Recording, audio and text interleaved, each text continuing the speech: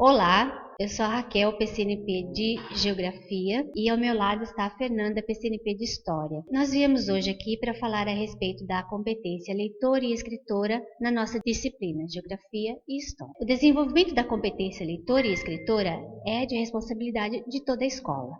A construção de uma leitura autônoma requer o planejamento de situações didáticas em que os alunos possam realmente ler diversos tipos de textos, com diferentes intenções e funções, e exercitar as habilidades específicas para que a leitura compreensiva de textos reais sejam ou não escolares. Quando resolvemos apresentar a leitura na escola, tal como acontece nas práticas sociais e com diversidade de propósitos, de textos e de combinações entre eles, deve-se pensar em uma rotina de trabalho que exige conhecimentos para prever, sequenciar e pôr em prática as ações necessárias em determinado tempo. Quando o objetivo é permitir a convivência frequente e intensa com determinado gênero de texto, proporcionando aos alunos oportunidade de experimentar diferentes modos de ler e desenvolver diferentes estratégias de leituras diversificadas, é preciso planejar atividades que se repitam de modo regular às atividades permanentes. Quando o objetivo é uma leitura mais detalhada e cuidadosa, em que a releitura é condição necessária, é necessário uma leitura com a mediação do professor. Atividades organizadas na forma de sequências didáticas ou projetos. Não podemos deixar de falar dos alunos que, apesar de estarem no ciclo 2, ainda encontram-se não alfabetizados, ou apesar de conhecer o sistema alfabético, têm pouco domínio da leitura e da escrita. É importante que todos os professores contribuam para ou que sejam incluídos nas atividades que propõem para suas turmas. Para isso é preciso favorecer o acesso ao assunto ou ao tema, para que os alunos arrisquem antecipações apropriadas, centrar na leitura e na construção diversificada, envolver os alunos em atividades em que a leitura seja significativa, organizar trabalhos em grupos para que eles participem da leitura com colegas mais experientes, envolver os alunos em debates orais para expressarem suas opiniões. Esses alunos precisam ter sucesso em suas aprendizagens, para que se desenvolvam pessoalmente e tenham uma imagem positiva de si mesmos. Isso só acontecerá se o professor tornar possível a inclusão e acreditar que todos possam aprender, mesmo que tenham tempos e ritmos diferentes de aprendizagem.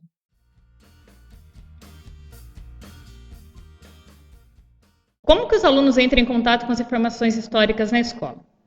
Os alunos assistem às aulas, leem textos, apreciam pinturas, desenhos, música, veem filmes, lidam com tabelas, gráficos, orientações, cotidianamente entram em contato com diversas fontes de diferentes linguagens. A disciplina de História na escola tem a responsabilidade de propiciar aos estudantes o domínio do procedimento da leitura, para que saibam questionar e investigar as dimensões intrínsecas no texto, imagens, gráficos, canções e tabelas. O conhecimento do professor sobre essa linguagem orienta a construção de situações didáticas, favorecem a aprendizagem dos estudantes em relação às características das obras e como essas podem ser questionadas para que aos poucos eles explicitem na confrontação com outras fontes de informação, suas dimensões sociais, políticas, culturais e históricas. Mas como questionar, confrontar e contextualizar textos, imagens, canções e contribuir para a formação de repertórios fundamentais para uma leitura cada vez mais críticas e analítica. Existem vários materiais didáticos na escola que são utilizados nas aulas de história, como a charge, a caricatura, o depoimento, entrevista, notícia, tiras em quadrinhos, artigos de divulgação científica, bibliografia, enunciados e questões, gráficos, mapas, relatos históricos, tabelas, verbetes de dicionário, como as imagens, os esquemas, canção populares, contos, mitos, provérbios, propagandas, cartazes, a cronologia,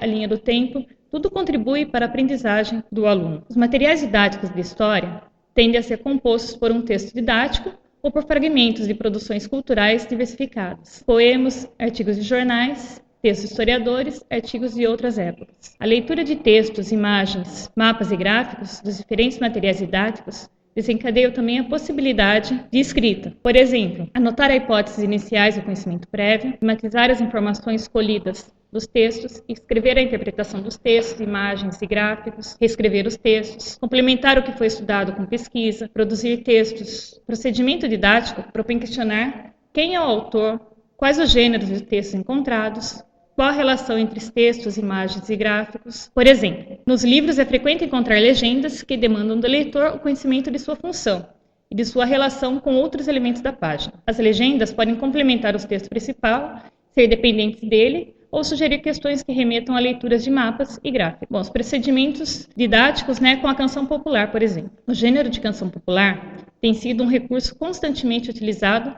tanto nas aulas como nos materiais didáticos, procurando cada vez mais registrar os fatos cotidianos de pessoas comuns, com o objetivo de incorporar na história esses novos objetivos e sujeitos sobre os quais pairam o silêncio e o esquecimento. Como contraponto, o discurso oficial é uma necessidade quando o ensino da disciplina visa a problematização e não apenas a coleta e reprodução de informações. As obras dos cronistas revelam importantes objetos de estudo, por meio da identificação do autor e de sua época, seu espaço, do lugar onde faz seu discurso e do olhar que revela. Músicos e cancioneiros aparecem ao longo do tempo, como observadores sensíveis do mundo ao seu redor, com suas contradições, transformações e resistências. Para discutir a linguagem poética musical, é preciso ter clareza de seus diferentes suportes, permitem diversas análises. Ler a letra da música ou ouvi-la na versão original ou em releituras mais modernas são coisas distintas. Por exemplo, se você pega a música na versão original, ela vai aproximar a sonoridade da época, a análise do estilo. Se você pega uma regravação, ela vai ser mais moderna e facilitar a compreensão dos alunos. Vai daí do que o professor pretende com aquela música. Por exemplo, a música O Mundo é um Moinho. Ela tem a versão do Cartola, como ela foi regravada também pelo Cazuza. A música é a mesma, mas são estilos diferentes, Vai a opção do professor daí na utilização dela. Percebe-se isso com clareza quando se observa a poesia do Cartola, uma versão original de suas canções e sua regravação feita pelo Cazuza. Sonoridade muda, deixando marcas de cada época. A leitura permanece, remetendo-se no contexto de sua produção. Em qualquer uma dessas situações, é importante que o professor contextualize a produção. Nas aulas de história, a música é um documento. Antes de iniciar a leitura da canção, é importante realizar uma análise exploratória dos textos com os alunos.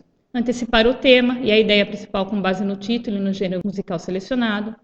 Antecipar o tempo e o lugar de sua produção, levar expectativas em relação à sua contribuição e o tema em estudo, definir o objetivo da leitura, apresentar o autor e o tempo. Durante a leitura, deve ser explorados o vocabulário, a linguagem, as histórias e os temas narrados. Do que trata o texto, o que o texto desenvolve a respeito do assunto que estudamos, qual a particularidade do ponto de vista do autor, quais os indícios de elementos específicos da época no texto. Depois da leitura, pode-se propor síntese que evidencia a contribuição do autor com o tema em estudo. Registro escrito da ideia transmitida pela canção, registro escrito da avaliação crítica da obra, contextualização, relação do texto com o contexto de sua produção, diálogo com outros documentos que amplia a visão do período. Como exemplo de trabalho utilizado, a canção popular Dona Irã Barbosa, por sua singularidade na cultura paulistana. A música Saudosa Maloca, ela pode ser utilizada nas aulas de história, com diferentes temas: a cidade de São Paulo, a industrialização, o crescimento urbano, a imigração italiana para o Brasil,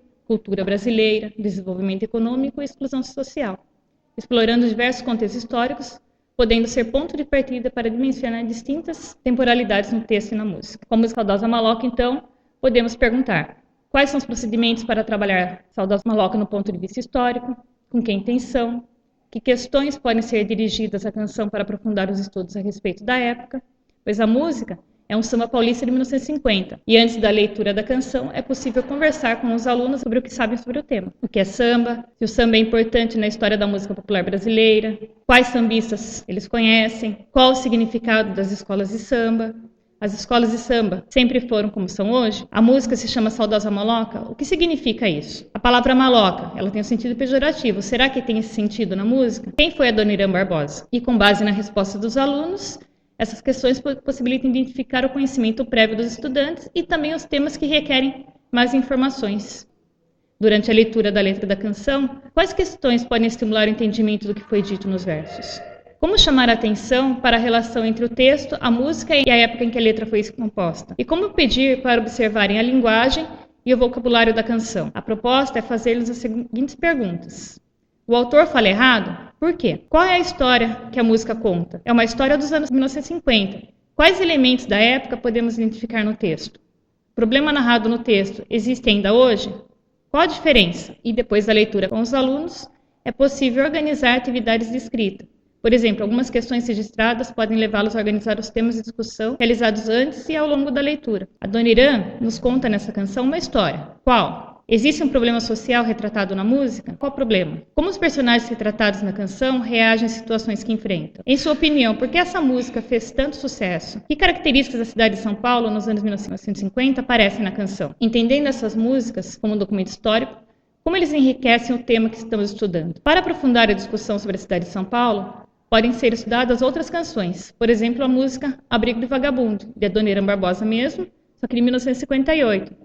Essa canção é quase uma continuidade de Saudosa Maloca, mas nela surgem novos temas que se entrelaçam com aqueles discutidos anteriormente. A utilização de um documento semelhante e complementar ao anterior analisado pode ser interessante para avaliar os conhecimentos e as capacidades adquiridos pelos alunos ao longo da leitura da canção.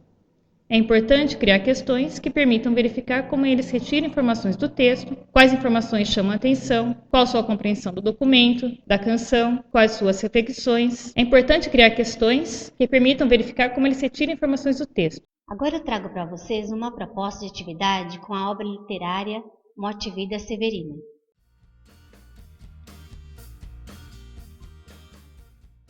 Em geografia, aprender a ler um texto é também aprender a ler o mundo, pois o aluno, ao apoderar-se dos significados, cria um repertório que lhe permitirá interagir crítica e autonomamente com a realidade que o cerca.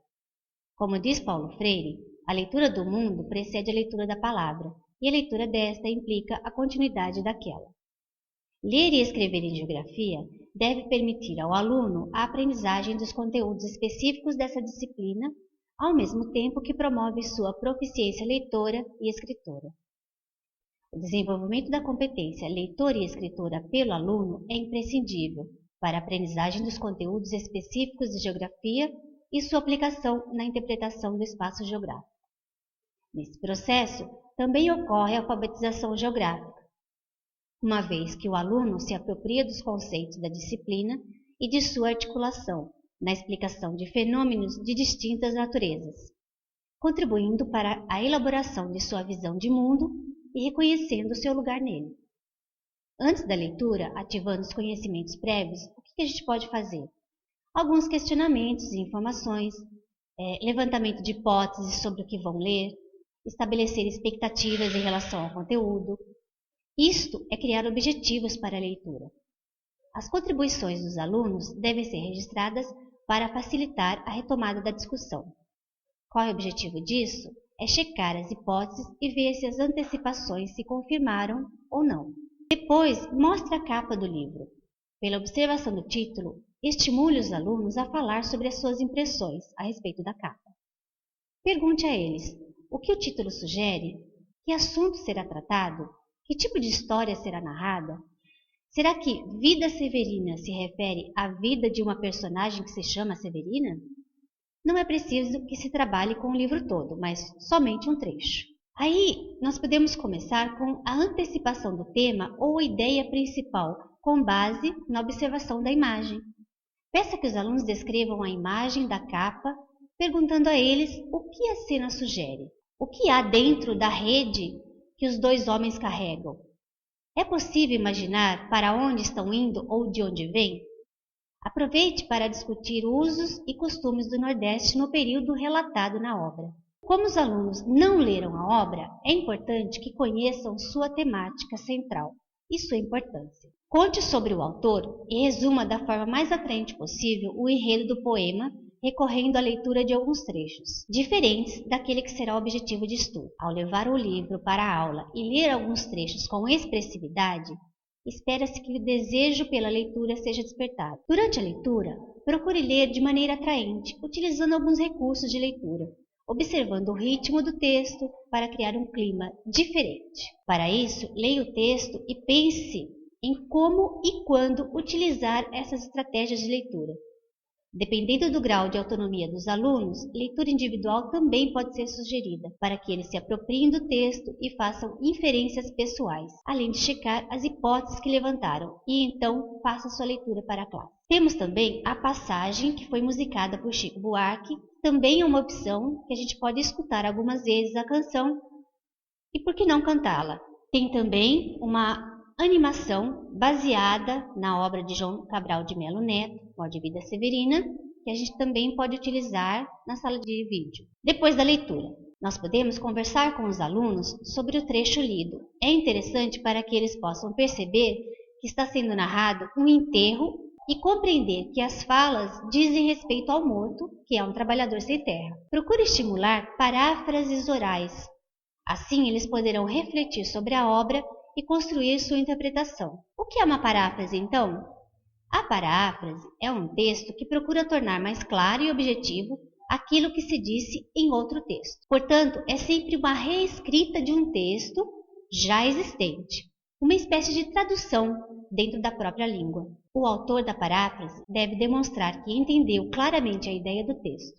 Além disso, são exigências de uma boa paráfrase: utilizar a mesma ordem de ideias que aparece no texto original, não omitir nenhuma informação essencial, não fazer qualquer comentário acerca do que se diz no texto original, utilizar construções que não sejam uma simples repetição daquelas que estão no original e, sempre que possível, um vocabulário também diferente. Temos também uma exemplificação que a gente pode consultar. Outras atividades nós podemos fazer verificando se é necessário esclarecer o sentido de algumas palavras. Detenha-se no termo latifúndio, perguntando que sentido tem no poema, que sentido técnico a palavra tem em geografia.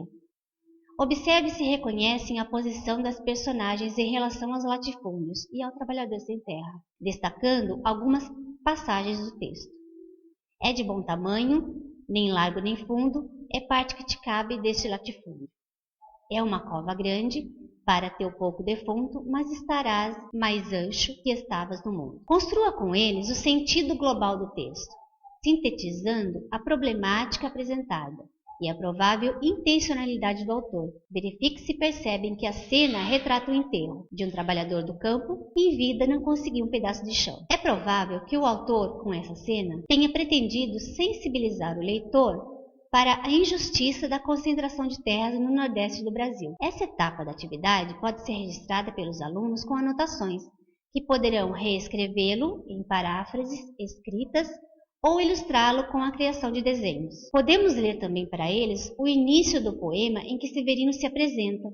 Veja se os alunos percebem o caráter alegórico da passagem e pergunte se há entre eles algum Severino ou filho de Severina. Promova o resgate das histórias que eles ouviram de familiares ou conhecidos sobre a migração dos nordestinos e as condições de vida dessas pessoas, perguntando sobre os motivos que influenciaram sua migração. Podemos também ficar atento para as explicações do senso comum, para problematizá-las. Correlacionando sua vida à de seus antepassados, os alunos verificarão qual é a sua identidade. Outra atividade seria convidar um funcionário da escola ou outra pessoa da comunidade de origem nordestina para narrar a sua experiência. Oriente os alunos a questioná-los sobre como era o lugar onde vivia, se ele era proprietário de terra, se havia grandes proprietários, como foi a tomada de decisão de migrar, por que escolheu Sorocaba, o que fez assim que chegou aqui, onde foi morar e trabalhar, o que sentiu com uma realidade tão diferente, como ele foi recebido, caso tenha sofrido ou ainda sofra alguma discriminação, que ele relate então a respeito disso. Discuta com os alunos o depoimento do convidado e promova o estabelecimento de relações com fatos narrados no poema. Peça que correlacionem a história de Severino com a questão da desigualdade na distribuição de terras no Nordeste. Boas ferramentas de estudo dessa questão são gráficos e tabelas, com dados sobre o assunto. Ajude os alunos a estabelecerem relações, propondo questões de localização e reflexão. Proponha que os alunos localizem no Atlas os mapas do Brasil, político, da região Nordeste, de uso de terra e de circulação. Promova a exploração das informações representadas em cada mapa.